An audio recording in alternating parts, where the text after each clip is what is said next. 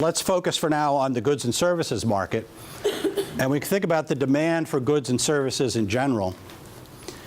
And you kind of have to ask, well, what are you demanding with, if not with other goods and services? Well, you're demanding with money. So in a sense, the choice is between holding your money and spending your money. That's what's being represented here.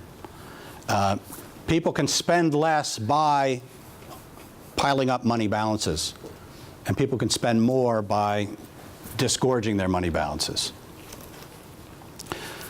So this is what's called the aggregate demand curve for goods. It slopes downward like the demand curves you saw in micro, only it's a little different. It's not just a demand for typewriters as a function of the price.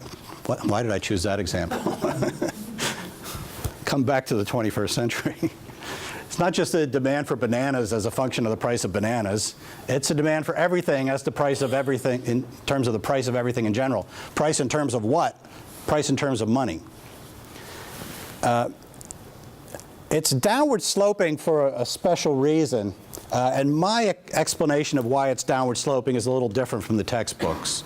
The textbook is a little more open-ended about this, but I've got a very definite shape for the curve in mind. Mine doesn't hit the axes the way theirs could, and if you think about it, it wouldn't make any sense for there to be a zero price level. So the curve's really not defined at zero, so we should draw it in such a way that we make sure it doesn't hit the axis. It can't hurt the vertical axis because that would mean zero real output. Basically, if you have a certain amount to spend, right, so people are choosing to spend a certain amount of the money they've got, so many months worth of income they want to hold, and that implies a certain ratio of spending to their income. We get possible combinations of the price level and real output, because the product of those two is nominal GDP. The way we got real GDP, which is the lowercase y, was by dividing nominal GDP in dollar terms by the price index. All right, so here we've got those two components of nominal GDP. And if prices are higher, then for any nominal GDP, real output is lower. Or put it in terms of the consumer, if you're spending a certain number of dollars per year, if prices are high, you can't buy as much real output. You're only going to demand fewer units of real output.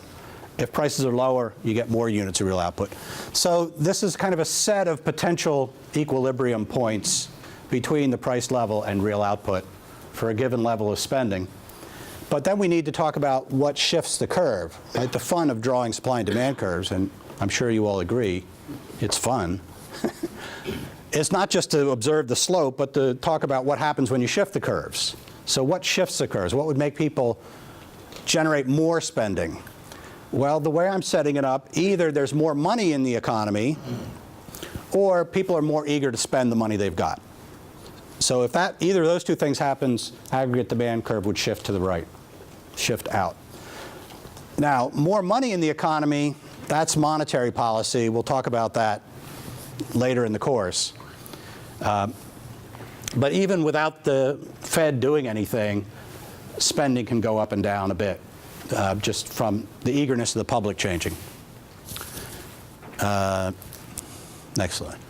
We need a supply curve, and actually we've got two supply curves. So what the supply curve shows is how output responds to a higher or a lower price level. And if you think of, in real terms, how many real units I want to produce depends on the real income I get from it, not the nominal income. Right? If you doubled all prices in the economy, and I'm producing widgets, I get twice as many dollars per widget. Okay, I get twice as many dollars for producing any amount of widgets. Doesn't make me want to produce more widgets, because the dollars I'm getting don't buy as much. I'm not making any more profit in real terms. I got to pay wages that are twice as high. All right, so with respect to sort of uniform changes in all prices together, there shouldn't be any responsive output to the price level. And that's what the vertical The fact that it's vertical shows no response to price. Where it is matters, of course. The level of real output matters for people's well-being to some extent. And we need to talk about sort of what generates real income. And I'm only going to give a very brief account of it here. But if you think of the economy kind of on analogy to a factory, how much can a factory produce? Well, it depends on how many workers it has. And likewise, for the economy as a whole, the size of the labor force. It depends on how skillful the workers are. We sometimes call that human capital. Likewise, for the economy as a whole, it depends on labor skills. How many raw materials are coming in to the factory? How many machines do they have in the factory? What's the capital stock in the economy? Those things matter. How skillful are people at using the machines? How technologically sophisticated are the machines? So those sort of things all matter to the real output, but not the price level, not whether you're paying in dimes or whether you're paying in dollars. If it were just the number of dollars that mattered, Zimbabwe would be fabulously rich. But the purchasing power matters.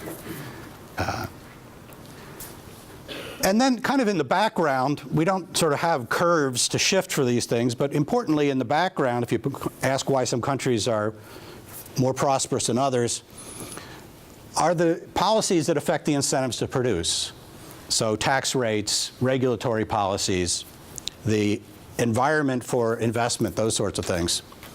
And some authors like Acemoglu and Robinson talk about the quality of institutions and try to roughly compare it across countries.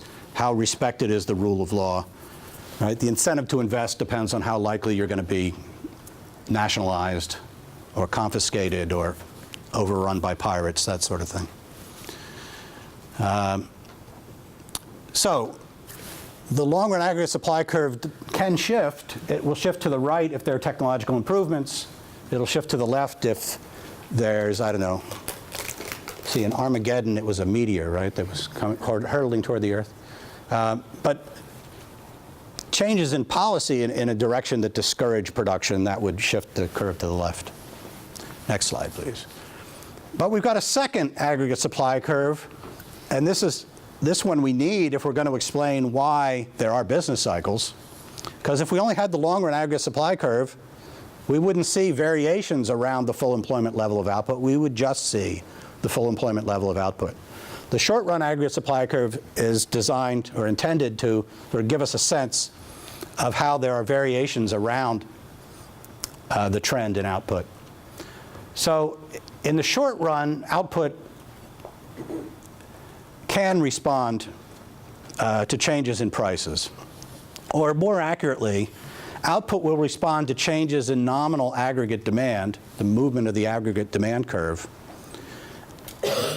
Output will respond as well as the price level, not just prices go up if there's more demand, which is what you would get if you only had the vertical long-run aggregate supply curve. All right, so the intuition here is if you're a business and you see more demand coming through the door, and again, that's either because the Fed has dropped more money on the economy or consumers are more eagerly spending the money they've already got. So you're the business owner and you see more demand coming through the door. You say to yourself, wow, everything's starting to sell out. I can raise prices and still sell everything I've got. So I'm going to raise prices, and clearly I'm making a bigger profit now. I'm going to call the wholesaler and tell him to send me more stuff to restock the shelves. And the wholesaler, getting all these orders from different retailers, is going to call the factory and say, make me some more stuff. And so there can be an increase in output. Now, the decision to increase output depends on the assumption that when I turn around to buy the replacement, I'm not going to end up paying a proportionally increased price. Right? So it depends on the assumption that all the input prices haven't also risen at the same time. But that can be true, especially as the textbook emphasizes, if some of the inputs are on long-term contracts. So you get to buy them at the same price in the short run. When it comes to renegotiate them, they're going to raise prices. But in the short run, maybe you can buy more at the same price. I haven't drawn in the long-run supply curve here, but you can have short-run supply above the full employment level of output, because full employment doesn't mean people are working 24 hours a day and every able-bodied person is working. It means everybody who wants to work is working, but the labor force can grow. More people can enter the labor force, and the people in the labor force can work more hours per day. They can work overtime. Or people who are part-time can be moved to full-time if you want to produce more. We've got a lot of people working part-time now, so there's a lot of possibility for that. Machines, a lot of them don't work 24 hours a day. Some of them are sort of semi-obsolete. They're sitting there waiting for peak demand periods. Well, here's a peak demand period. Put those to work. You can get more output. You can draw down inventories and sell a little more than you're currently producing. So there is some scope for output to vary in the short run.